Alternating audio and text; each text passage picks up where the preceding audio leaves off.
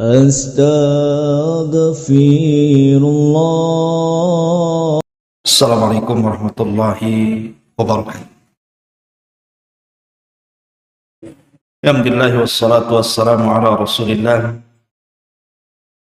wa ala alihi wa sahbihi wa mawalah wa la hawla wa la quwata illa billahi wa ba'd. Alhamdulillah, di malam hari ini kita bisa melaksanakan salat tarawih berjamaah, dan kajian di malam hari ini sedikit faedah berkenaan dengan syariat zakat.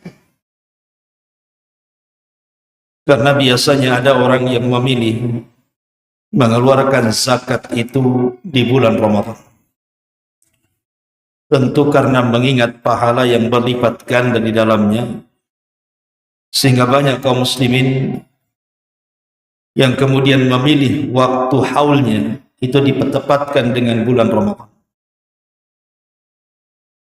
Namun yang ingin saya jelaskan adalah,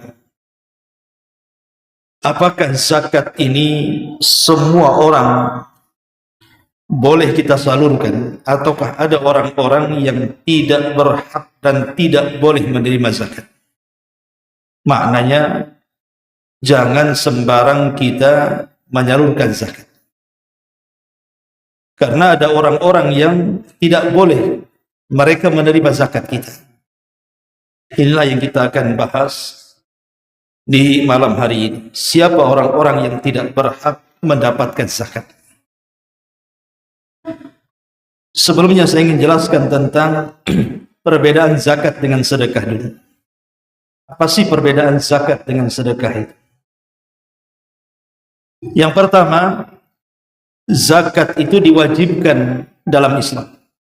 Bahkan satu di antara rukun daripada rukun-rukun Islam. Adapun sedekah tidak wajib. Sedekah itu tidak diwajibkan. Artinya sedekah itu kita keluarkan karena kerelaan. Ini yang pertama. Yang kedua, zakat itu ada namanya haul dan nisab. Haul itu harus 1 tahun. Dan nisab itu ada kadarnya. Seperti namanya zakat mal itu setara dengan 84 gram emas. Kemudian dikeluarkan 2,5%.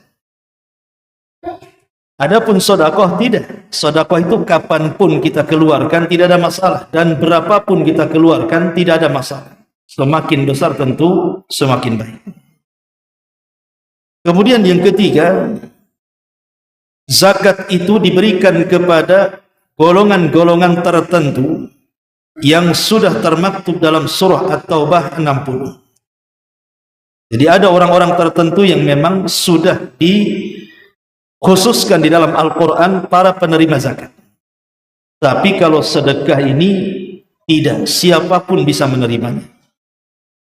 Apakah yang termasuk dalam kategori 8 asnaf dalam At-Taubah 60 ataupun yang lainnya. Kemudian yang nomor 4, barang siapa yang mati atau meninggal dunia dan dia punya zakat, punya hutang zakat, maka ahli warisnya harus membayarkannya. Berbeda dengan sedekah, maka tidak wajib ahli waris untuk membayarkan sedekah. Kemudian yang nomor 5, orang-orang yang tidak mau bayar zakat itu terancam dengan azab. Nanti saya jelaskan bagaimana Allah Subhanahu wa taala mengancam orang-orang yang tidak mau bayar zakat. Bahkan di zaman Abu Bakar Siddiq radhiyallahu anhu, orang-orang yang mereka tidak mau bayar zakat sampai ke taraf mengingkari kewajibannya diperangi. Sampai-sampai Umar bin Khattab mengatakan kepada Abu Bakar, "Kenapa engkau memerangi orang yang mengucapkan kalimat la ilaha illallah?" Maka Abu Bakar mengatakan, "Tetap siapapun yang membeda-bedakan salat dengan zakat tetap aku perangi. Tapi sedekah kan tidak terancam dengan azab. Antum tidak sedekah tidak ada masalah. Tapi tidak dapat pahala kan begitu. Tapi tidak terancam dengan azab."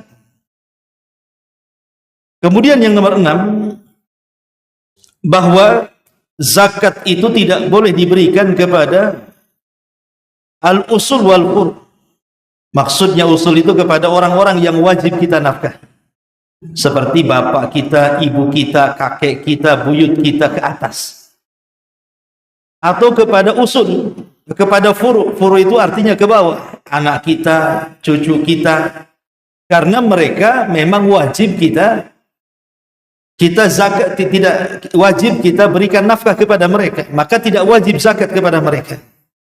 Tapi kalau sedekah tidak ada masalah. Sedekah kepada ibu, sedekah kepada ayah tidak ada masalah. Ini yang nomor 6. Kemudian nomor 7, zakat tidak boleh diberikan kepada orang kaya.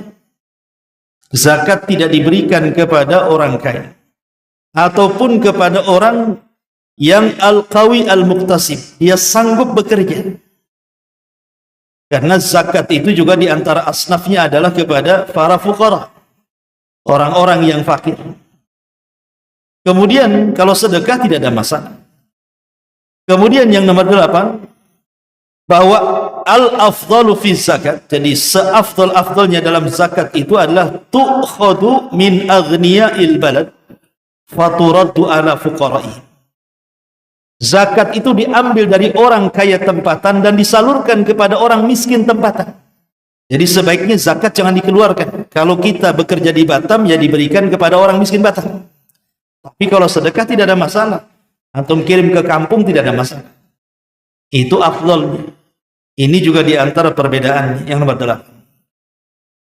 Kemudian yang nomor 9, zakat tidak boleh diberikan kepada orang kafir ataupun orang musyrik. Zakat tidak boleh, kecuali mungkin mereka mu'allaf qulubuhum, untuk dilembutkan hatinya. Tapi kalau sedekah boleh dalam bentuk hadiah.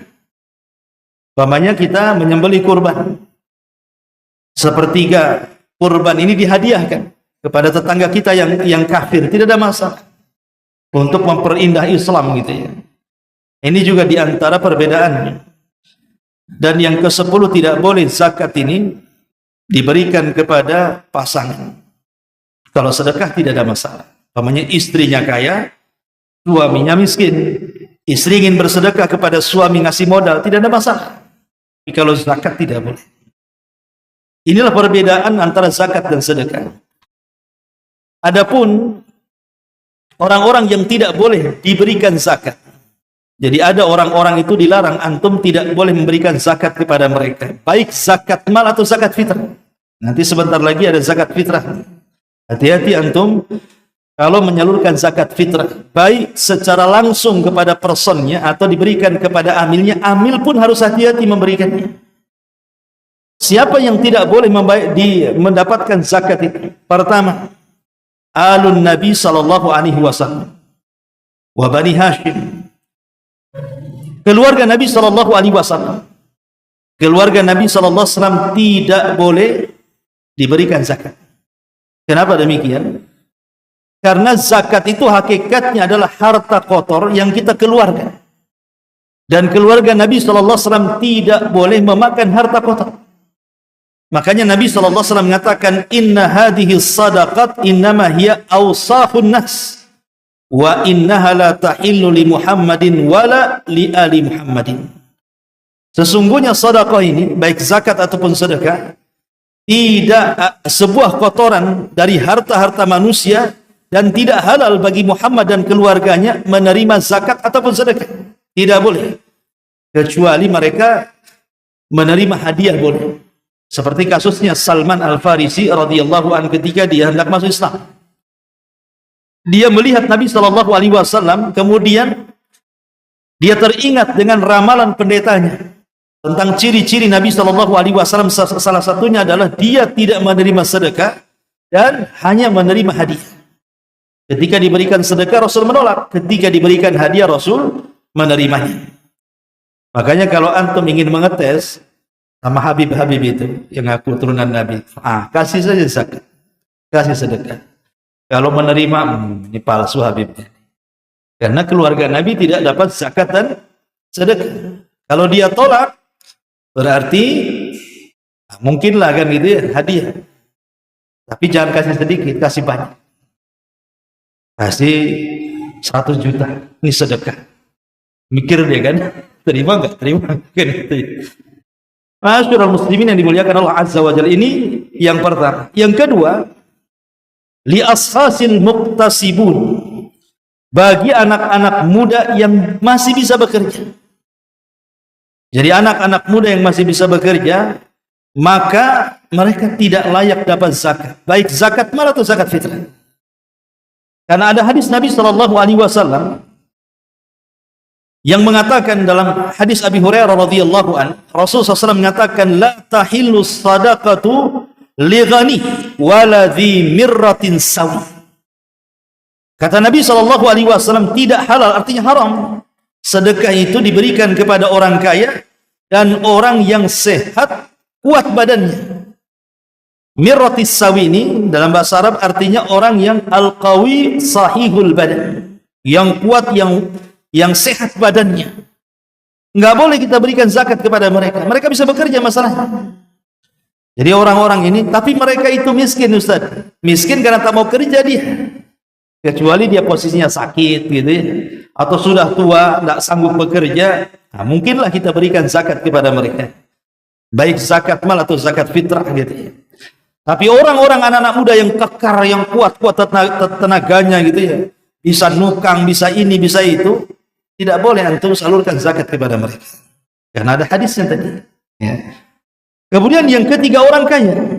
Jelas karena orang kaya itu memang zakat diambil dari mereka, bukan mereka penerima zakat. Apa kata Nabi SAW? Tu'khudhu min aghniyaihim faturaddu ila fuqaraihim. Diambil dari orang kayanya, disalurkan kepada orang fakirnya. Lah kok malah diberikan zakat pula kepada orang kaya? Jadi orang kaya itu tidak berhak menerima zakat, kecuali ada pengecualian. Boleh orang kaya itu menerima sedekah atau zakat dari kita berdasarkan hadis Nabi SAW, la tahillu sadaqatu li ghaniyin illa li khamsatin. Tidak halal artinya haram, orang kaya itu menerima harta kecuali karena 5 perkara. Al-amilu alaiha, dia jadi amil, dia pengurus amil zakat yang ditunjuk pemerintah, maka mereka berhak mendapatkan zakat. Ataupun kata Rasul, wa rajulun ishtaraha bimalihi, atau orang kaya bangkrut karena membantu orang, akhirnya dia bangkrut. Ataupun gharim, orang kaya yang kelilit hutang. Au ghazin fi sabilillah, atau orang kaya yang hendak berperang di jalan Allah. Au miskin tasaddaqu alaihi fa uhdiya minha li ghani. Ataupun orang miskin yang menerima zakat kemudian dia menghadiahkan kepada orang kaya. Maka boleh orang kaya menerima harta seperti ini. Tapi dasarnya orang kaya itu tidak berhak mendapatkan zakat. Tidak boleh antum zakat fitrah atau zakat-zakat yang lainnya diberikan kepada orang kaya. Ini yang ketiga. Yang ketiga. Yang keempat, orang-orang kafir. Orang kafir tidak boleh menerima zakat berdasarkan ijma' kesepakatan para ulama. Tidak boleh. Kecuali ada pengecualian, kalau seandainya dalam rangka untuk melembutkan hati mereka, dan itu masuk pada mu'allafatu qulub. Orang yang dilembutkan hatinya. Nampak nih orang ini mau masuk Islam nih. Sudah ada tanda-tanya dapat hidayah nih, mau masuk Islam. Nah, untuk makin cepat dia masuk Islam, kasih zakat. Itu kalau memang hendak melembutkan. Tapi kalau orang kafirnya sama saja dikasih zakat, nggak dikasih zakat juga nggak masuk Islam, ya buat apa? Kasihkan orang Islam. Ya, bagus orang Islam gitu daripada kepada orang kafir. Termasuk juga yang nomor 5, orang fasik. Ini khilaf ulama. Tetapi yang rajih wallahu alam, orang fasik tidak menerima zakat walaupun dia miskin. Jadi hati-hati nih antum kalau menyalurkan zakat. Nampak tuh di pojok sana itu miskin, susah, tapi sholat pun tidak. Judi kencang, adu ayam ya, kan itu. Ini buat apa? Kecuali kalau kita niat untuk anak-anaknya. Karena dosa bapaknya kan tidak mungkin mengalir ke anak-anaknya. Jadi kita ngasih zakat itu untuk anak-anaknya saja, bukan untuk orang tuanya. Sebab dikhawatirkan kalau kita berikan zakat kepada orang fasik, nanti digunakan untuk kefasikannya. Itu namanya menolong dosa namanya. Maka tidak boleh, wala ta'awanu 'alal itsmi wal udwan, kata Allah. Jangan tolong menolong di atas perbuatan dosa dan juga permusuhan. Kemudian juga Di antara yang nomor 6, man talzamu wa tujibu alaihi ma nafaqah. Orang-orang yang memang mereka kewajiban kita memberikan nafkah kepada mereka. Tadi saya sudah jelaskan tentang perbedaan zakat dan sedekah. Lah di antara asnaf atau orang-orang yang tidak boleh mendapatkan zakat adalah orang-orang yang memang mereka berada di lingkungan kita dan memang wajib kita berikan nafkah kepada mereka. Seperti istri kita, anak kita, orang tua kita, itu sudah kewajiban kita memberikan nafkah kepada mereka. Maka kita tidak boleh zakat kepada mereka. Karena kewajiban kita gitu. Kalau zakat kan setahun sekali. Kalau nafkah kan tiap hari. Makanya kemudian orang-orang seperti ini tidak boleh mendapatkan zakat. Kemudian yang nomor 7, orang yang sudah meninggal. Ini menjadi khilaf para ulama. Apakah orang yang sudah meninggal itu kita boleh menzakati mereka atau tidak? Memang ada ikhtilaf al ulama wallahu alam. Tetapi pendapat yang kuat wallahu alam, maka zakat itu tidak disalurkan kepada orang meninggal, tetapi kalau ingin disalurkan kepada orang meninggal dalam bentuk sedekah. Alanya maksudnya ya. Karena Nabi SAW menjelaskan tentang seseorang sahabat yang mengatakan, kalau aku bersedekah untuk ibuku yang sudah meninggal, apakah sampai? Kata Rasul sampai. Dan inilah amalan yang sepakat. Jadi pahala yang mengalir kepada orang mati yang disepakati cuma 2. Selebihnya diperselisihkan para ulama. Pertama doa, yang kedua sedekah. Kalau antum berdoa dipastikan sampai. Kalau antum sedekah dipastikan sampai. Tapi yang lainnya diperselisihkan para ulama. Seperti baca Quran untuk orang meninggal, umrah untuk orang meninggal, haji untuk orang meninggal, dan begitu seterusnya, atau puasa. Ini diperselisihkan para ulama. Tapi yang disepakati cuma 2. Doa dan sedekah. Tapi zakat diperselisihkan para ulama. Ini juga diantara orang-orang yang tidak boleh menerima zakat. Berarti di sini ada 7 kelompok orang-orang yang tidak menerima zakat. Tapi sebagai akhir, dan saya terakhir adalah dalam hadis Nabi SAW, Nabi SAW mengatakan, likulli ummatin fitnah, wa fitnatu hadil ummah. Setiap umat ini kan punya fitnah, dan fitnahnya umatku adalah harta. Zakat sedekah itu bagian daripada fitnah harta. Bagaimana tidak dikatakan fitnah harta? Coba bayangkan antum berangkat pagi mencari harta, keringat bercucuran, kepala di atas. Ya memang kepala di atas. Mungkin bahasanya kaki di atas, kepala di bawah, saking rajinnya antum bekerja. Ketika antum sudah lelah letih mencari harta dan sudah terkumpul hartanya, tiba-tiba kemudian disuruh memberikan harta kita ini kepada orang yang tidak ada sangkut paut dengan pekerjaan kita. Dia tidak membantu kita, tidak ngasih modal dengan kita, kadang tidak kenal pun. Tiba-tiba kita disuruh kasih pula harta itu kepada dia. Itu kan ujian namanya. Sanggup nggak kita memberikannya?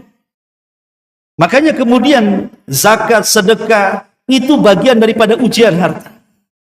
Kalau kita sanggup kemudian melewati ujian ini, berarti Allah Subhanahu wa taala akan memberikan hadiah besar. Karena pahala sedekah itu luar biasa, baik di dunia ataupun di akhirat. Makanya kenapa orang yang pertama kali meninggal dunia, angan-angan pertama yang kalau seandainya dia hidupkan kembali ke dunia itu apa?